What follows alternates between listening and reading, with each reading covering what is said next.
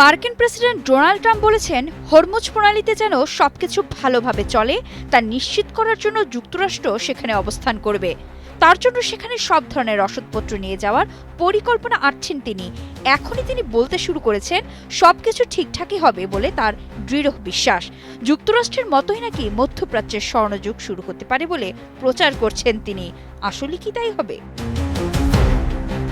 Hormuz প্রণালীতে কি ভালোভাবে চলতে হবে, সেখানে যুক্তরাষ্ট্রকেই বা কেন লাগবে? হরমুজ প্রণালীতে জাহাজ চলাচলের জট ছোটাতে সহায়তা করবে বলে বেড়াচ্ছেন মার্কিন প্রেসিডেন্ট।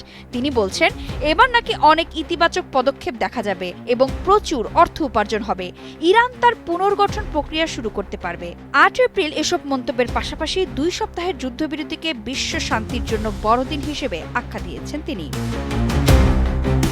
নিজস্ব সামাজিক মাধ্যম ট্রুথ সোশ্যালে দেয়া এক পোস্টে ট্রাম্প বলেছেন, বিশ্ব শান্তির জন্য একটি বড় দিন। ইরান এটি চায়, তাই তারা যথেষ্ট সহ্য করেছে।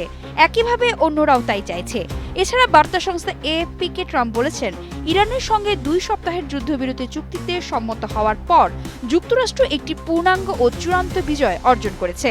যুদ্ধবিরতি ঘোষণার কিছুক্ষণ পরই এক সংক্ষিপ্ত টেলিফোন সাক্ষাৎকারে মার্কিন প্রেসিডেন্ট বলেন, ইরানে যুক্তরাষ্ট্রের পূর্ণাঙ্গ ও চূড়ান্ত বিজয় শতভাগ, এই বিষয়ে নাকি কোনো প্রশ্নই নেই।